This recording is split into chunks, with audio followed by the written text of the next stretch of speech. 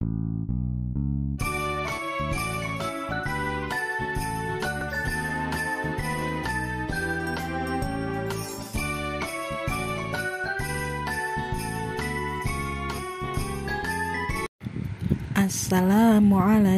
warahmatullahi wabarakatuh. Alhamdulillahirrabbilalamin. Allahumma sholli ala Muhammad wa ala ali Muhammad. Selamat pagi soleh-solehah. Bagaimana kabarnya hari ini? Alhamdulillah luar biasa, Allahu Akbar.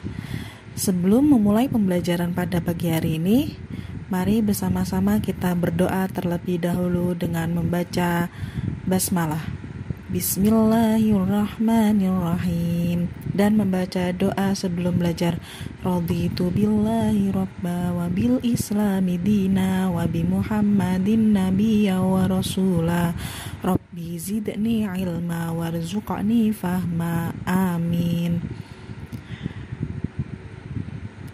Pada pembelajaran pada hari ini kita akan belajar, yaitu tujuan pembelajaran yang pertama, siswa dapat mengenal rambu lalu lintas, yaitu rambu perintah dan rambu petunjuk. Yang kedua, siswa dapat menentukan data dalam bentuk tabel dan membuat diagram batang. Apakah kalian sudah siap belajar, soleh-solehah? Insya Allah siap ya. Yuk dibuka bukunya, halaman 101, dan disimak.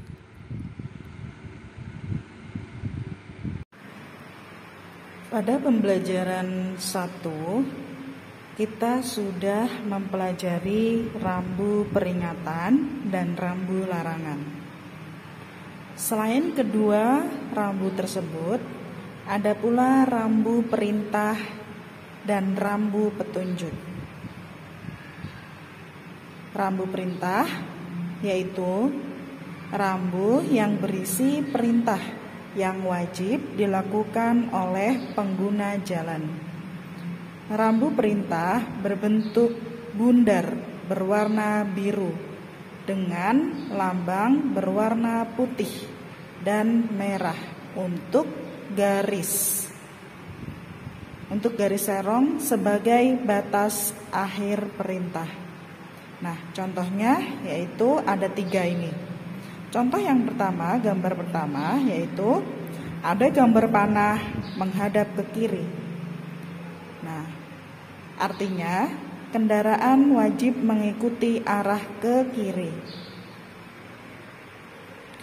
Gambar kedua, ada tulisan 30 km dan dicoret dengan warna merah, artinya kendaraan tidak boleh melaju dengan kecepatan melebihi 30 km per jam.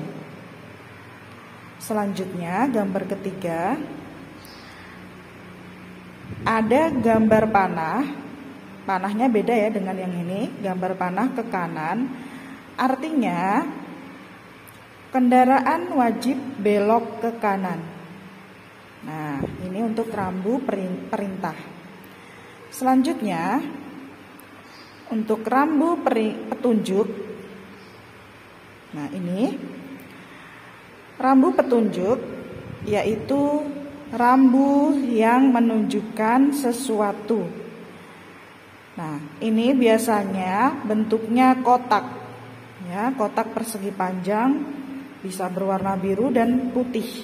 Nah, misalnya tempat parkir ini. Contoh gambar pertama, ada gambar. Nah, ini seperti stadion. Artinya petunjuk adanya stadion atau lapangan terbuka. Gambar kedua yaitu ada gambar cangkir. Artinya petunjuk adanya kedai kopi.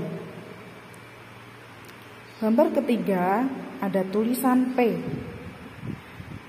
Artinya petunjuk adanya tempat parkir. Selain contoh pada gambar pada bacaan tadi, ada contoh lain untuk rambu perintah dan rambu petunjuk. Untuk rambu perintah, gambar yang pertama yaitu artinya kendaraan wajib mengikuti arah ke kanan. Gambar kedua artinya perintah kecepatan minimum. Gambar ketiga perintah jalur sepeda. Selain itu, untuk rambu petunjuk, contoh lain, gambar pertama, petunjuk adanya SPBU. Gambar kedua, petunjuk adanya rumah sakit. Gambar ketiga, petunjuk adanya rumah makan. Dan gambar keempat, petunjuk adanya jalur penyeberangan. Gambar kelima, petunjuk adanya perkemahan. Gambar keenam, petunjuk adanya halte bus. Gambar ke-7, petunjuk adanya rumah ibadah umat Buddha. Gambar ke-8, petunjuk adanya gedung olahraga. Dan gambar terakhir, petunjuk adanya rumah ibadah umat Kristen atau gereja. Selanjutnya, silahkan sholeh-sholehah mengerjakan tugas halaman 102 dan 115. Selanjutnya, halaman 103. Kemarin kita sudah belajar yaitu tentang diagram batang. Nah, kali ini kita akan belajar masih tentang diagram batang, tetapi ini kita akan menentukan kriteria siswa dan jumlahnya. Contoh yaitu ini. Pengetahuan tentang rambu lalu lintas sangat penting di sekolah jika ada yang sudah mengerti arti lampu lalu lintas dan ada pula yang belum paham. Guru mengajukan pertanyaan kepada siswa tentang arti lampu lalu lintas. Diperoleh data sebagai berikut. Nah, ini datanya ada 2. Yang pertama, siswa kelas 3 yang sudah paham arti lampu lalu lintas sebanyak 50 orang.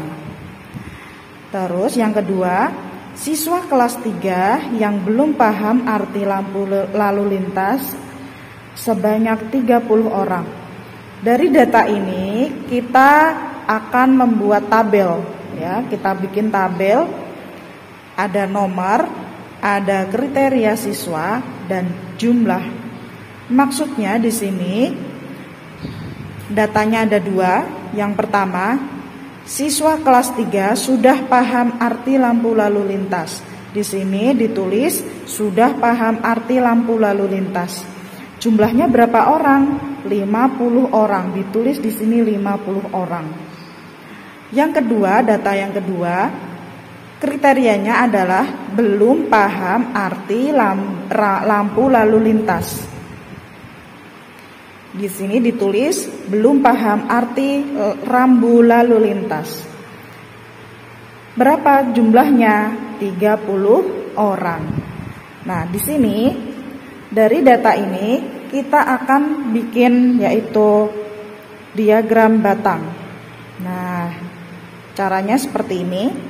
Data di atas juga dapat disajikan dalam bentuk diagram batang. Caranya sebagai berikut. Ya, gambarkan 2 buah garis. Nih, garis datar ini dan garis tegak. Garis datar ini disebut sumbu X.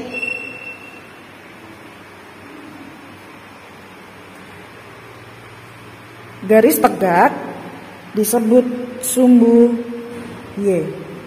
Nah, di sini untuk garis datar biasanya untuk apa kemarin? Untuk data kualitatif ya, kriteria siswa. Untuk sumbu Y adalah data kuantitatif atau jumlah dan banyak. Nah, di sini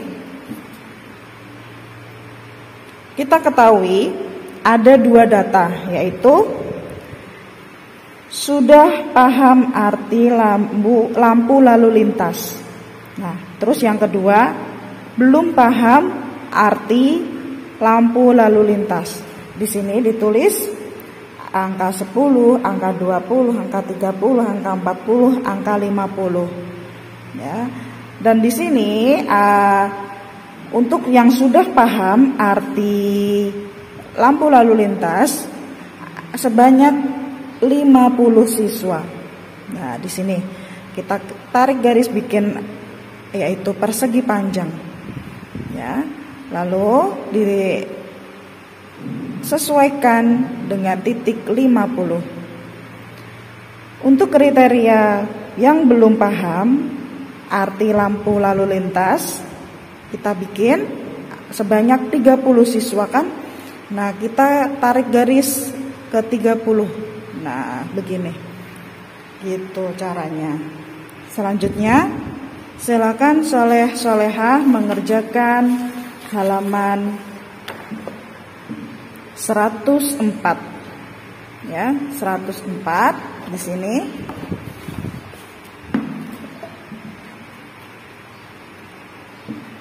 Siswa di kelas Cika berjumlah 35 orang.